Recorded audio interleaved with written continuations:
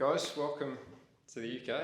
Finally. Thank you for having us. Just saying, Good to see you again. Seems like ages since we spoke in Nashville about the possibility of coming to the UK, and then here you are. We were supposed to be there like 3 months after, and we were until we weren't. Well, tell us about that, because you actually made it over to the UK. Didn't you? I mean, we were just so looking forward to it. I think it's always been like a big goal for Tom and I to play music out here and tour, and then we got the C2C offer, so we were obviously over the moon. Yeah. Made it to Berlin, played the first 4 shows, which honestly incredible. Like, we'd never experienced anything like it, and the crowds there. And we were due to perform in London like the day after, and we landed. And it was a time where we were checking news every 5 minutes because everything was getting a little sketchy. And landed, management text us, call us. We got to bring you home. They're shutting everything down. We weren't even here for 12 hours, mate. Like, we literally landed at like 7:30, got to the hotel, got the call, went to dinner, woke up at like 4 a.m, got to the airport and left. Straight back. And then the world shut down for then 2 years. It shut down. But we're back. Yeah. It feels like it never happened. We're good. And here you are. So exactly. How excited are you guys to be playing at C2C this weekend? Friggin' pumped. So pumped, man. Like, it feels like, we had unfinished business here, and like, it's just like life goals for us to be here, and then also to be making music here is like so sick. And so we're just like over the moon, and we get to go to Glasgow and Dublin as well. So, yeah. Yeah, so you're doing the after show party on Sunday as well, so they're like pretty much headlining the festival. It's like exactly. Close the whole thing. Yeah. I don't even know what to expect from that. Yeah, it's wild. Yeah. So everyone should be in good spirits. Yeah. I'm not sure if everyone would be able to walk at that point. It's pretty crazy, the after parties. Like, people are pumped to. I'm just trying to expect like us and acoustic guitars, like after party. We'll figure it out. Just play Wonderwall 7 times. Just have a laugh. Yeah, I feel like that Sunday night after party, everybody's like, you know what, this festival's done now. Just gonna go all out, like exactly. properly go. Nah, it'll be great. So you guys, like, have you got the band with you? No, just Tom and acoustic, which I think is cool. Yeah, for the two of us, I think we started Seaforth, like just the two of us, like, back in Australia, we would play a lot of acoustic stuff, and I think our first time playing over here properly in like the UK will be really nice to just be us, because it's just a lot more personal, and we can get up and every show is different. We just have a laugh on stage and talk, and kind of, it's a good introduction, and then we want to keep coming back, and then we'll build it. That's what we like. Yeah, man. Oh yeah. So talking music now, Good Beer came out not too long ago, absolute banger. Thanks, mate. Jordan Davis. So tell us how that one came together. I mean, we wrote it with some of our best mates in Nashville, and I think we just got on a vibe that day in the studio, and it was kind of an idea that Tom had from a couple of months back, just like the melody and the title, and then we put it together with our pals pretty quickly. We were just having fun, I think, in the day, and that reflects in the song. And we were obviously on tour with Jordan Davis at the end of that year, and we were like, I think a collaboration would kind of make sense for this song to make up for the whole party theme. And we were getting close with him, becoming friends on tour. We were playing the song every night, but it was unreleased, and just kind of sent it to him. We're like, anything, you want to get involved with this at all? And he was like, hell yeah. I think it's great. So we put it together and recorded him and put it out the next month. Yeah. Well, tell us about that tour that you did with Jordan, because like, it feels like you guys were like the perfect fit for his audience. That was really exciting for us, because it's really cool now to become friends with someone that you were a fan of, you know what I mean? And like, we have always loved his music and always felt like that would be a great pairing for us, like collaboration tour, everything, just because I feel like sonically we kind of are in the same kind of realm. And so we got that offer, and we're like, this makes total sense, and we went and did it, and like, his show is great, his crew is great, and he's like a full-blown legend too. So we just had like the best time on the road, and it was great. Like, just seeing like any opportunity to like play shows and do that is sick, but then with people that you love their music, and we have Mackenzie Porter on that tour as well. She's great, and like, she's in it at the moment. Yeah, she's had a number one when we were out. Yeah, it's crazy. So no, it was awesome, man. We're excited to keep kind of going and have the song now with Jordan as like a kind of memento of the tour as well, in a way. So,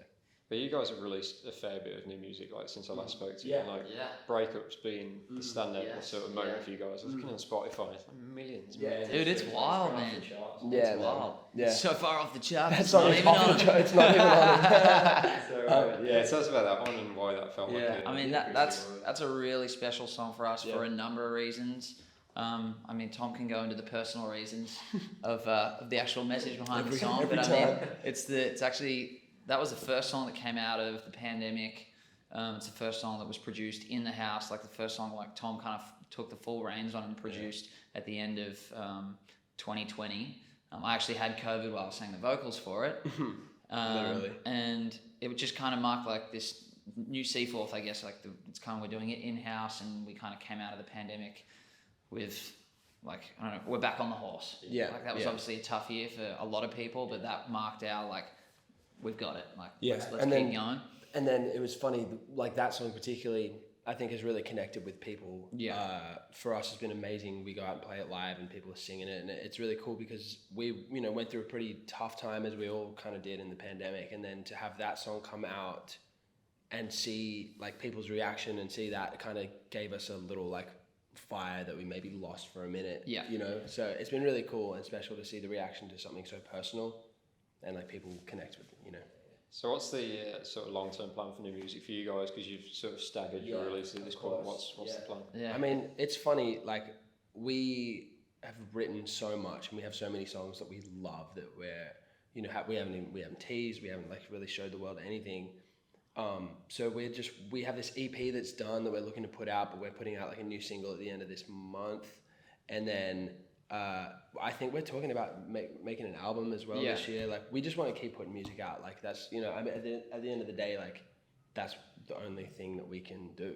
So I don't know. We're figuring out like actual plans at the moment. Yeah. But I think an album makes sense and would be. I want to do an album. I just want to get a full project out. Like, totally. Here's a bunch, then we can move on to the next stuff. Like, I'm still an album guy myself. Like I know the EP single thing is the way to it's go. tough, I love the whole collection. Well, like everything changes so often, and I understand like putting out a song after, so each song gets a life, but it's like. But an album's like a time. Then we're gonna grow. Yeah. And then we got these songs. That, like literally. Like, it's kind of like a stamp for that time. I just want like, here's this period of work. Yeah. Let's get the next part. The new EP is like very much a timestamp of like last year, and also like 85-90% of the songs on it came out of COVID. Yeah. Like the pandemic. So it's like, it feels like a timestamp in a way. So it's like cool to have that as like a collective like thing to put out. So yeah, hopefully we do that.